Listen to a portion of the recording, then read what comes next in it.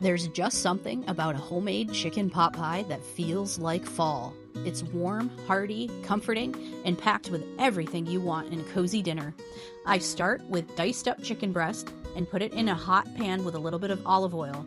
I add a lot of seasonings. Guys, you're gonna think this is too many seasonings, but it makes a big batch. I actually am making 2 chicken pot pies here. This is truly good old-fashioned comfort food at its best. And when those cool fall vibes start to roll around, put this on your menu and you won't be disappointed. Now, seasoning-wise, I use onion powder, garlic powder, Italian seasonings, and some I'm not gonna mention because I gotta keep some trade secrets here. Then, after the seasonings start to smell fragrant, I went in with a whole diced white onion. And once the onion was semi-translucent, I went in with some garlic and then celery and carrots. And you'll notice I really like to keep the lid on this pot during the cooking process because I want to retain all the delicious juices. I went in with then 3 whole quarts of my homemade chicken stock. And then, lastly, a few diced small white potatoes. After this comes to a boil, I adjust my seasonings and add my fresh chopped thyme. The thyme is really what pulls this dish together.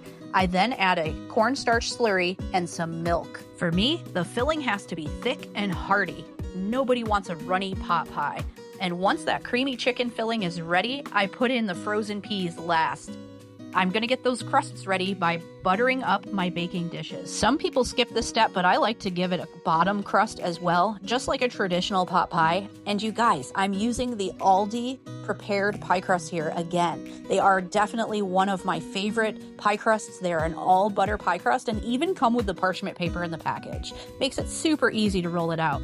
I do my best to cover any holes, and then that filling goes into the crust.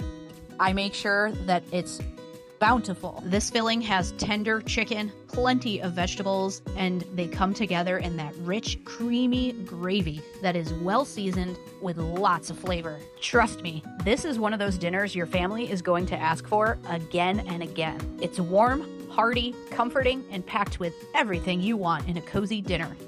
Once the filling is in, I top it off with one last crust, and it doesn't have to be perfect here. I just do my best to make sure it's covered. It doesn't have to be pretty. Homemade is best, and I cut some slits in it and put a little egg wash on top, and I like to top it with some fresh picked thyme. I think it just adds a little bit extra pizzazz. And into a 400-degree oven they go.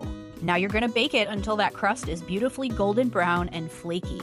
The inside is already fully cooked, so you're just really thickening it to the point where you can cut into it and bring out a whole beautiful slice. It's simple, old-fashioned comfort food made from scratch, and exactly the kind of meal I start craving when the weather cools down. And sometimes dinner doesn't have to be fancy, it's just homemade.